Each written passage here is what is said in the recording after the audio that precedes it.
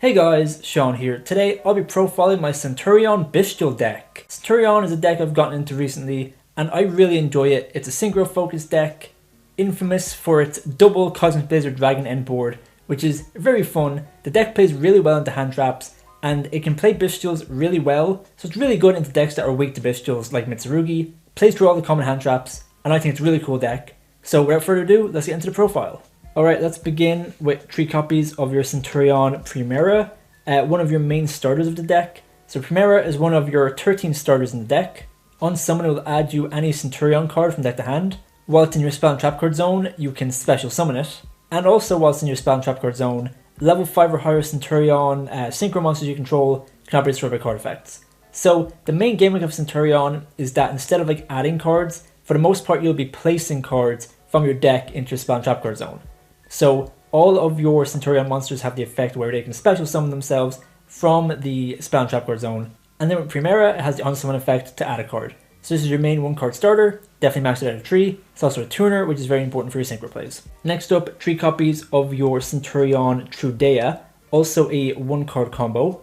Whilst in the field, you're able to place it into your spell and trap card zone and another Centurion monster from your hand or deck into your spell and trap card zone. And also, if it's in your spell and trap card zone, you can special summon it and then you're able to change the level of it to level 8. The deck mainly focuses around level 12 synchros, so being able to change this card's level to level 8 is really good, because considering your Primera is a level 4 tuner, having this be a level 8 monster enables you to go into synchro 12 very easily. So another 1-card starter, definitely run triple Trudea. Next up, for kind of like the bricks, the mandatory kind of bricks we need to run in the deck, 1 copy of Gargoyle and 1 copy of Atrii. Gargoyle has the effect where you can send a Centurion card from your field to the grave in order to special summon itself. Similar to Trudea, if it's in the spell and trap card zone, you can special summon it, and then you can choose decrease its level to 4. And if it's sent to grave as synchro material, you can add it back to your hand, which is really good for getting it back to your hand and for chain blocking. So Gargoyle is a really good card. It doesn't do anything on its own, but it's great in your combo. And then your Centurion Atrii is another level 4 tuner. If it's summoned and you have a Centurion and an Emblema card in your graveyard, you can draw a card. Also, like your other Centurion main deck monsters, if it's in the spell and trap card zone, you can special summon it. And if you synchro summon using this card, you can treat it as a non-tuner, which pretty much enables you to use this card as a tuner or a non-tuner for any one of your synchro summons. Atrii is really good because the main game plan of this deck would be looping this, so you summon it on your own turn to draw a card, summon it on your opponent's turn to draw a card, and then you have a tuner on field to do your synchro summons. Both of these cards don't do anything on their own, but they're really important for the deck, so we're kind of forced to run one of each. Now onto the Bystials. I run 2 copies of the Bystial Lubellion. You can discard this card from your hand to add any Bystial from your deck to your hand. You can special summon this card from your hand or graveyard by tributing a level 5 or higher Dark Dragon monster. And whilst on the field, you can place 1 branded continuous spell trap from your deck directly to the field. So Lubellion's great, adds you any Bystial, gives you a level 8 body on field, and can place branded regained directly from your deck, which is a fantastic card in this deck. Gets you more draws and can really mess up certain decks. So I think 2 Bystial Lubellion is more than enough. We don't want to draw too many Bystials, but I think running 2 is more than enough. Next up, we run 1 of each Bystial, so 1 Magnamhut, 1 Druiswurm, 1 Saronir, and 1 Baldrake. You can run more or less depending on the format, but I think Bystials are really good and they have a great synergy with this deck. Magnamhut, of course, being your best one that just adds you a dragon during your end phase. Druiswurm is good for getting rid of your opponent's special summon monsters on the field. Saronir is really good for your combos because it can set up your Lubellion engrave. And your Baldrake being able to banish your opponent's extra deck monsters, which is really good. They're all level 6 as well, so they have great synergy with your level 10 synchros. So they're all extremely good in this deck. It's up to personal preference and the meta how many Bystials you run, but I think this ratio here is perfectly fine. Now into the hand traps. We can fit a lot of non-engine in this deck. So of course, 3 copies of Ash Blossom, very standard, pretty much you'll see 3 copies of Ash Blossom in any deck. Just a very versatile hand trap, comes up pretty much against any matchup. And then we have triple Mulcharmy Fuwalos. Depending on the format, you might not want to main deck this card, but we do discard in our main combo, so even if we draw this card going first, we can just discard it off of our Stand Up Centur-Ion, which is really good. Also, this deck plays very well into Fuwalos. We have combos that give your opponent only 1 draw, and if you really don't want to give them a draw, you can definitely end on a pretty good end board without going into your extra deck. But being able to main deck the Mulcharmies is really good. So triple Fuwalos, triple Droll, because Droll is just one of the best hand traps in the current meta.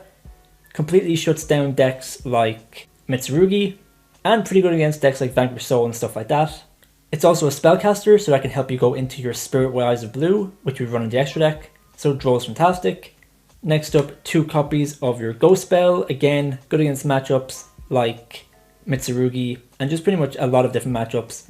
And 2 Nibiru, again, just good against so many different matchups. Great against combo decks, and just decks that died in Nibiru really get stopped by this card. So that's 13 hand traps. We also run triple imperm, but when you put in the Bystials, we're running 19 hand traps. But of course, you can mess around with the ratios or the amount of hand traps, or the type of hand traps you run as much as you want. Next up to the spells, we have 3 copies of Stand Up Centur-Ion, another one of your 1-card combos, except for your Stand Up Centur-Ion needs a discard. It's a field spell that, whilst in the field, it cannot be destroyed by your opponent's card effects if you control a Centur-Ion monster card. During the main phase, you can discard a card to place any Centur-Ion monster from your deck directly to your spell trapguard zone, and whenever a monster is special summoned, this card allows you to synchro summon using monsters you control. So this allows you to synchro summon on your opponent's turn, which is fantastic.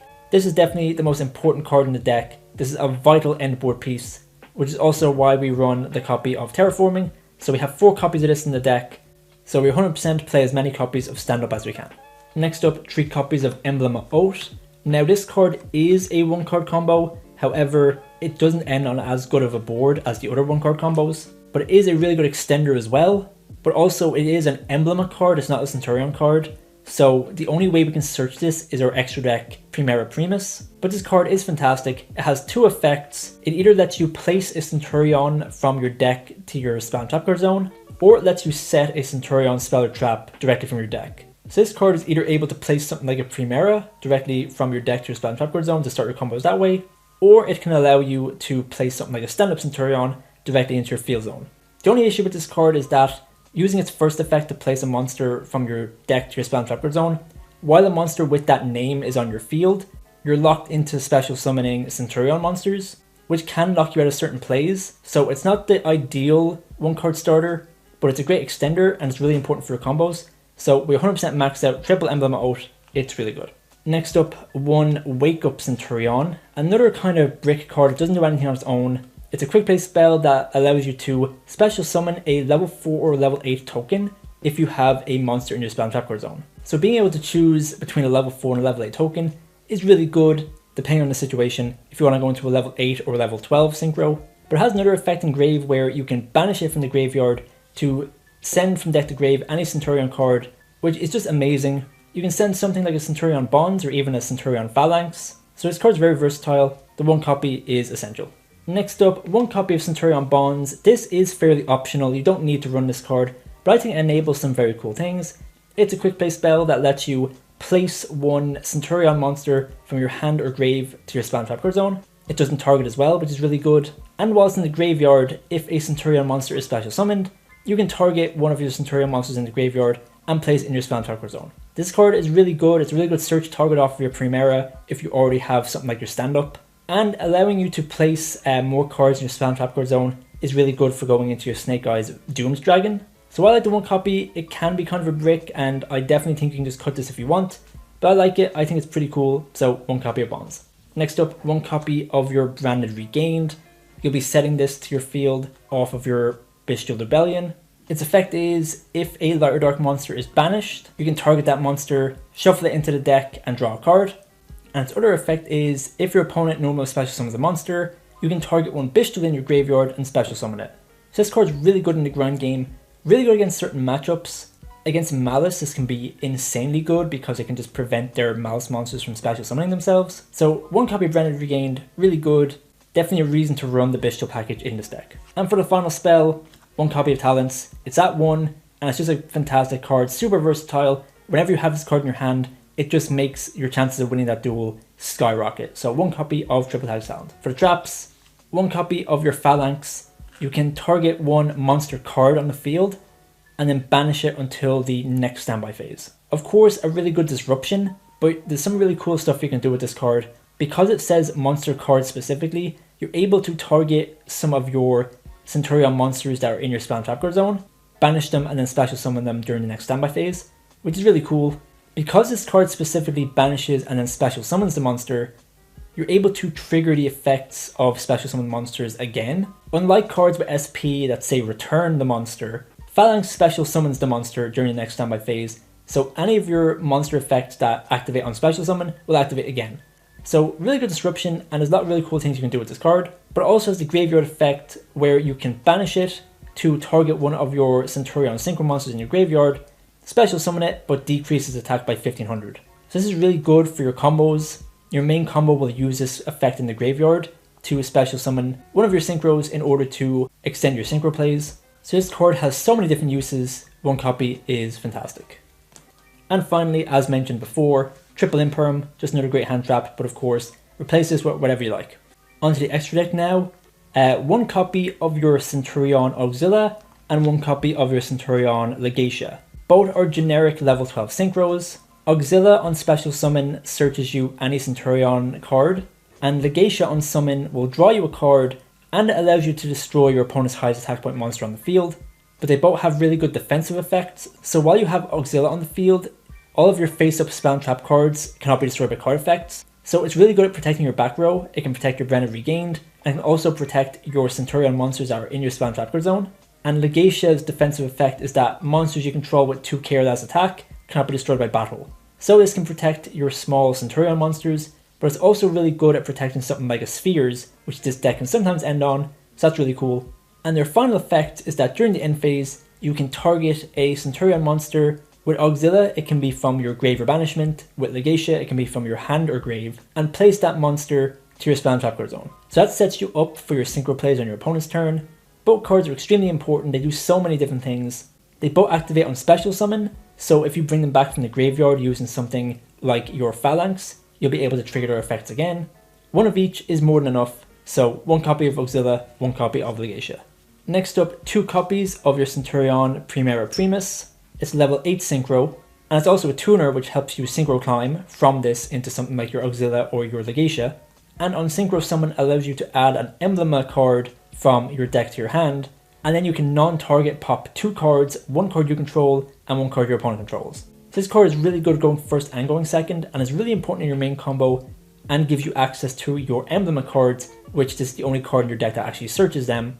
And it has another really cool effect where if a Centur-Ion card you control leaves the field by your opponent's card effects, you can special summon this card from your grave, and then it cannot be destroyed by battle. So 2 copies of this, mainly because one copy will be used for your combos, and another copy can be summoned on your opponent's turn as a disruption for a non-target pop of any card your opponent controls. Next up, one copy of your Crimson Dragon, a generic Synchro 12, that has the effect where it can target a Synchro monster on the field, returns itself to the extra deck, and special summons a synchro monster with that same level, and it counts as a synchro summon. This allows you to cheat out a lot of different very strong level 12 synchro monsters, the main culprits being your 2 copies of your Cosmic Blazar Dragon, and because this shuffles itself back in, you're able to summon this on your own turn, use its effect, target your Auxila, which will special summon a Cosmic Blazar Dragon, and then you can summon this on your opponent's turn, and again go into a second copy of your Cosmic Blazar. Cosmic Blazar has 3 effects. If your opponent activates a card or effect, you can banish this to negate the effect and destroy the card. If your opponent summons a monster, you can banish this card to negate the summon and destroy the card. And if your opponent declares an attack, you can banish this card to negate the attack and end the battle phase. And then during the end phase, this card comes back from the banish zone. So Cosmic Blazar Dragon is just an insanely strong card, and the fact that this deck can get out 2 of them, and the fact that it comes back as well, means that you'll pretty much win any grind game as long as you're able to negate something with Cosmic Blazar, because it just keeps coming back. So 1 copy of Crimson Dragon and 2 copies of Cosmic Blazar is amazing. Next up for your level 10 synchros, we have 1 copy of your Bystial Dis Pater and 1 copy of your Chaos Angel. Chaos Angel comes up a lot more than your Dis Pater, but they're both very good synchro 10s. You'll only be going into these cards using your Centur-Ion monsters and a Bystial. That's the only way you can make synchro 10s in this deck. Bystial Dis Pater can target a Light or Dark monster that's banished and special summon it to your field. Of course, really good with your Bystials because you're able to banish something off of your Bystial and then bring it back with your Dis Pater. But Dis Pater also has the effect where when your opponent activates a monster effect, you can return 1 banished card from either your own banish zone or your opponent's banish zone to the deck. And then if you return it to your own deck, you can destroy that card, but if you return it to your opponent's deck, you can negate the effect. And since it's a Bystial monster, if it's sent to grave, your branded regain can actually special summon this card from the graveyard, which is really cool. But the card you'll be going into more often than this is your Chaos Angel. The best way to summon this card is by using a Bystial and a copy of your Centur-Ion Primera, because your Primera is a light monster and your Bystial is a dark, so you're able to go into a light and dark Chaos Angel, which on summon can banish a card in the field, and if it's synchro summoned using a light and a dark, is unaffected by your opponent's monster's effects, and make sure that your synchro monsters cannot be destroyed by battle. So this card is just fantastic. If you can ever go into this card, it's just such a strong card the deck can go into. Pretty much solos decks like Mitsurugi, which is just fantastic. And a cool thing you can do with this card is that if you summon it and banish one of your opponent's monsters, if you banish this card with something like your Phalanx and it returns to the field, it counts as being special summoned back to the field, so you can target another card in the field and banish it again. So super cool, really strong cards the deck can run, so one copy of each. And for the final synchro, one copy of the new Snake Eyes Vengeance Dragon, which is a generic synchro 12. It has the quick effect where during the main phase you can target one monster on the field or in the graveyard and place it to the owner's spell trap card zone. So fantastic disruption, however you cannot activate the effect the next turn after you use it. Similar to Mirror Jade, you can activate it and then you have to wait another turn before you can activate it again. But it has another effect during the battle phase where you can quick effect target one card in the field and one card in the spam trap card zones and destroy both. So this card is just absolutely fantastic, a really good option to go into in certain situations. So one copy of Snake Eyes Vengeance Dragon. Next up, one copy of your Snake Eyes Doomed Dragon. You summon this card by sending 2 monster cards in your spam trap card zone to the graveyard to special summon this card from your extra deck. And on summon can target a card in the field and place it into the owner's spam trap card zone. So really good for breaking boards, and it's a level 8, so sometimes it's a really good extender to go into your Centurion synchro monsters. But what's really cool about this card is that it's a fire, so certain floodgates that might lock you out of specific attributes can be outed using Snake Eyes Doomed Dragon. Quacky Marrow Drago is an example where if your opponent summons that and you can't summon Light or Darks, you can summon Doomed Dragon and then push that card to the spam trap card zone, and then you're no longer locked out of Light and Darks. So just a really cool card in the deck, serves a lot of different functions, so I think the one copy of Doomed Dragon is fantastic. Next up, we have one copy of your TY-PHON. TY-PHON is just a great card that pretty much any deck can run.